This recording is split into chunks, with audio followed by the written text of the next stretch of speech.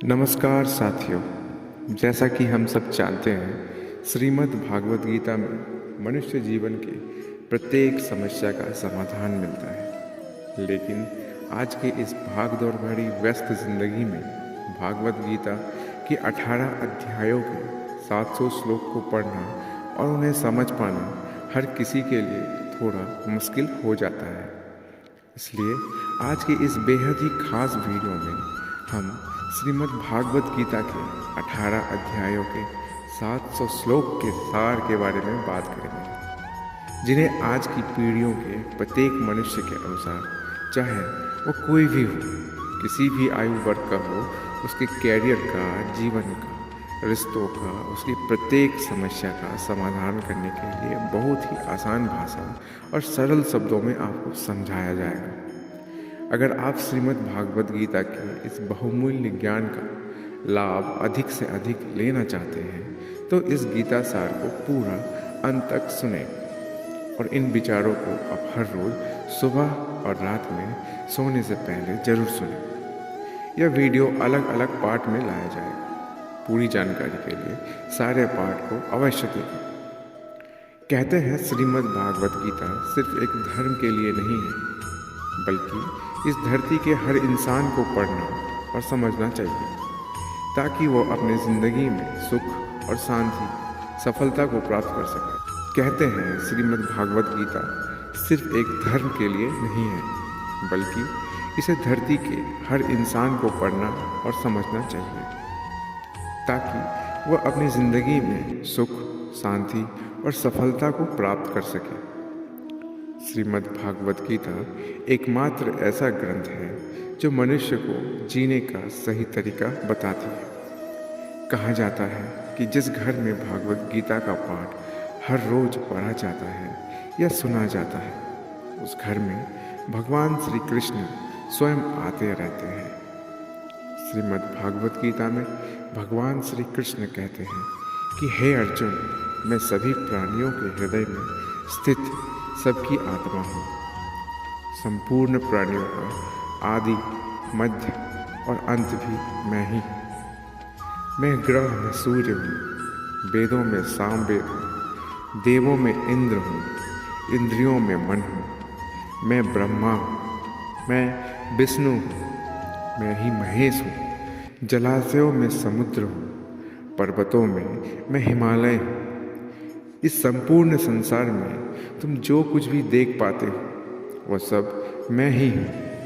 श्री कृष्ण कहते हैं, ये संसार मेरी ही माया है, यह संसार मुझसे ही उत्पन्न हुआ है। मैं ही इसका पालन पोषण करता हूँ और मैं ही इस सृष्टि का विनाश भी करता हूँ। मैं भूत, वर्तमान और भविष्य के सभी प्राणियों को जानता हूँ, लेकिन वास्तविकता में मुझे कोई नहीं जानता।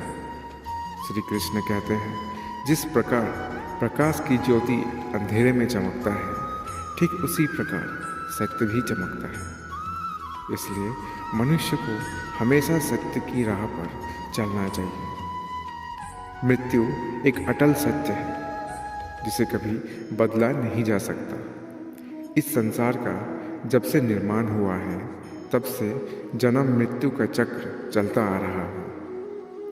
कोई मनुष्य चाहे लाख चीज जान ले, चाहे वो पूरे जगत को जान ले, लेकिन अगर वो स्वयं को नहीं जानता तो वो अज्ञानी है।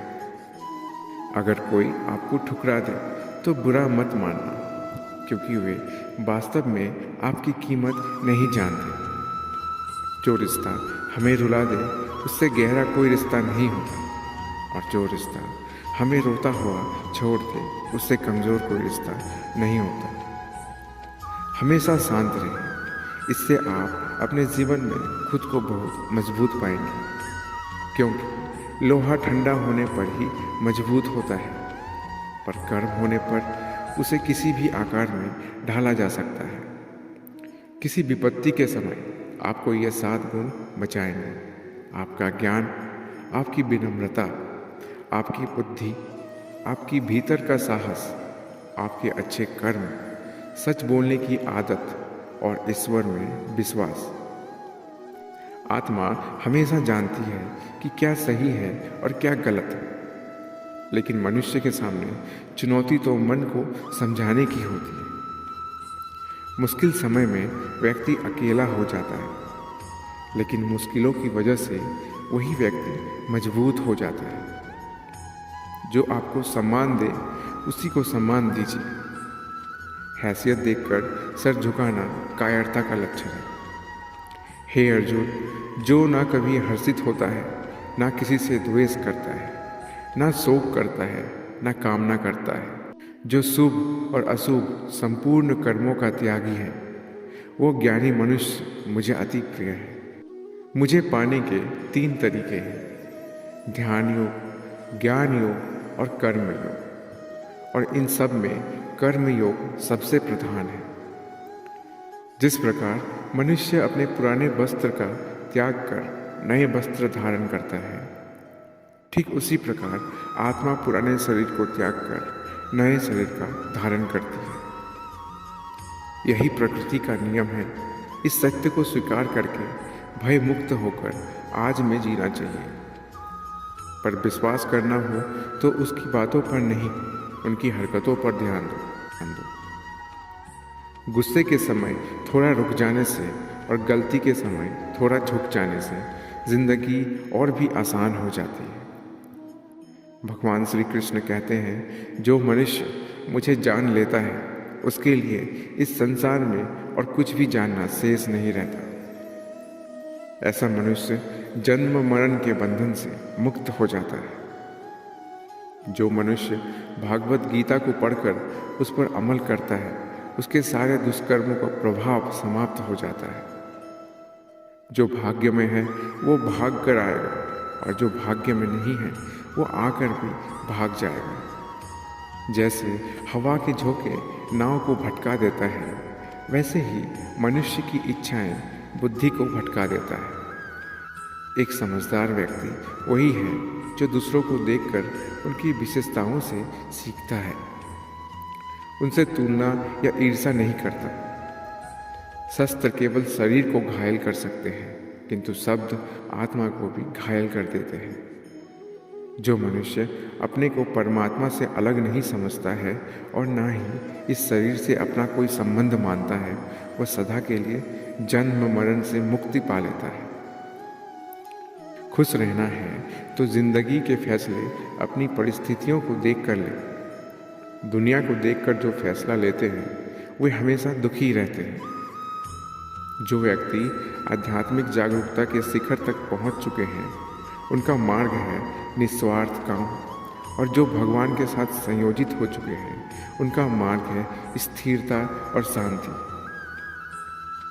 मानव कल्याण ही भागवत गीता का प्रमुख उद्देश्य है। इसलिए मनुष्य को अपने कर्तव्य का पालन करते समय मानव कल्याण को प्राथमिकता देनी चाहिए। श्री कृष्ण कहते हैं, जो तुम्हारा साथ देता है तुम उसका साथ दो, जो तुम्हें धोखा देता है तुम उसे त्याग दो। जिस जगह आपका सम्मान नहीं हो वहाँ पर कभी जाना नहीं चाहिए, वरना लोग आपको कमज़ोर और मूर्ख समझेंगे। जहाँ बारिश ना हो वहाँ फसल खराब हो जाती है, और जहाँ संस्कार ना हो वहाँ नस्ल खराब हो जाती है। जो लोग ये कहते हैं कि मेरे पास समय नहीं है, असल में उनके पास समय तो है, लेकिन उनके खास रिश्तों की गिनती में आपका नाम ही नहीं है। हे अर्जुन, वो जो वास्तविकता में मेरे उत्कृष्ट जन्म और मेरी गतिविधियों को समझता है, वो शरीर त्यागने के बाद पुनः जन्म नहीं लेता और मेरे परम धाम को प्राप्त होता है।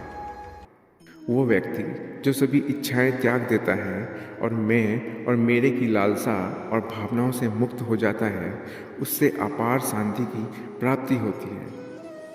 जिस मनुष्य के अंदर ज्ञान की कमी होती है और ईश्वर में श्रद्धा नहीं होती, वो मनुष्य जीवन में कभी भी आनंद और सफलता को प्राप्त नहीं कर पाता।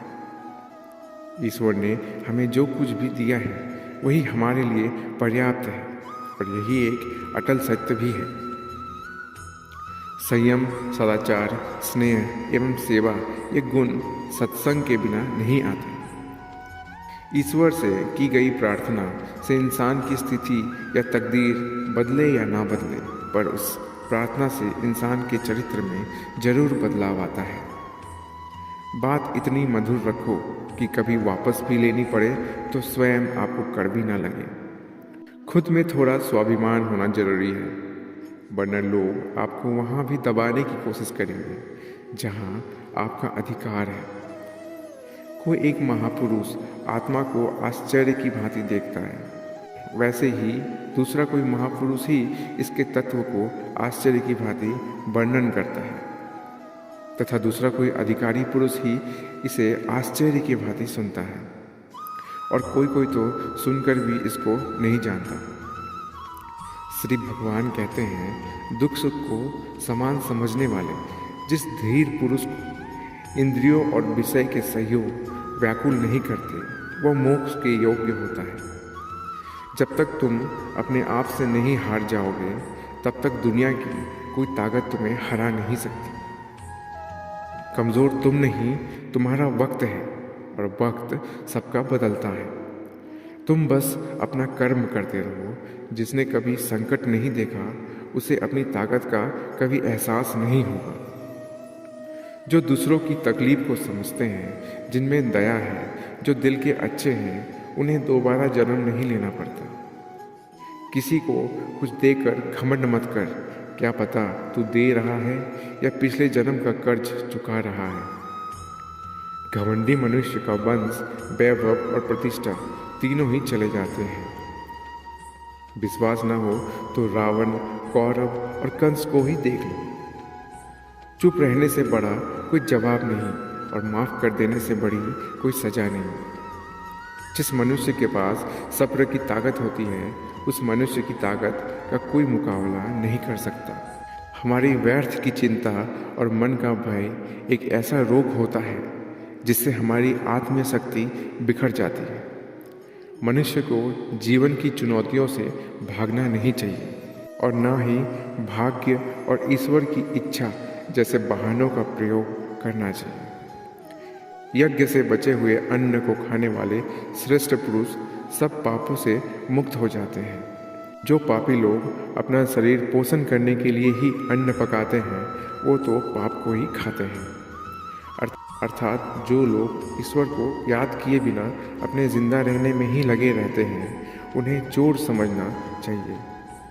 केवल ज्ञान ही एक ऐसा अक्षय तत्व है जो कहीं भी, किसी भी अवस्था में और किसी भी हाल में मनुष्य का साथ नहीं छोड़ता। धरती पर जिस प्रकार मौसम में बदलाव आता है, उसी प्रकार जीवन में भी सुख दुख आता जाता रहता है। युद्ध हो या जीवन, सफलता केवल 3 शस्त्रों से प्राप्त होता है: धर्म, धैर्य और साहस। कोई भी मनुष्य अपने जन्म से नहीं, बल्कि अपने कर्मों से महान बनता है। कुछ पाना है तो खुद पर भरोसा कीजिए, क्योंकि सहारे कितनी भी सच्ची और अच्छे क्यों ना हो, साथ छोड़ ही जाते हैं। मित्र गरीब है या अमीर, यह मायने नहीं रखता, बल्कि वो आपके बुरे समय में आपका साथ कितना देता है, यह मायने रखता है। धर्म चाहे जो भी हो, अच्छे इंसान बनो। हिसाब हमारे कर्म का होगा, धर्म का नहीं। खुशी के लिए काम करोगे तो खुशी नहीं मिलेगी, लेकिन खुश होकर काम करोगे तो खुशी जरूर मिलेगी। जब आप दूसरों के लिए अच्छा चाहते हैं, तो वही अच्छी चीज़ आपके जीवन में भी वापस आती है। यही प्रकृति का नियम है। आपका मूल्य इससे तय नहीं होता कि आप क्या हैं, यह इससे तय होता है कि आप खुद को क्या बनाने की क्षमता रखते हैं। हंसता हुआ मन और हंसता हुआ चेहरे, यही सच्ची संपत्ति है। जितना इंतज़ार वो आपसे करवा रहा है, स्मरण रखिएगा, समय आने पर वो इतना देगा कि संभाल भी नहीं पाओगे। कोई आपका साथ ना दे तो निराश मत होना, क्योंकि परमात्मा से बड़ा हमसफर कोई नहीं होता। खुशी आज़ादी पर निर्भर होती है, और आज़ादी इस बात पर निर्भर होती है कि आप कितना साहसी हो। विश्वास के बगैर इस दुनिया में कोई रिश्ता ज़्यादा देर तक कायम नहीं रह सकता। यदि किसी भूल के कारण कल का दिन दुख में बीता है तो उसे याद करके आज का दिन व्यर्थ ना करें। बहुत से ऐसे लोग हैं जो कर्म करते हुए ही परम सिद्धि को प्राप्त हुए थे। जनक इत्यादि ज्ञानी जन भी आसक्ति रहित कर्म द्वारा ही परम सिद्धि को प्राप्त हुए थे। इसलिए मनुष्य को हमेशा अच्छे कर्म करने चाहिए और फल की अभिलाषा से दूर रहना चाहिए। दोस्तों, ये वीडियो यहीं समाप्त करते हैं। भागवत गीता के और ज़्यादा ज्ञान प्राप्त करने के लिए इसका दूसरा पार्ट अवश्य देखें। धन्यवाद।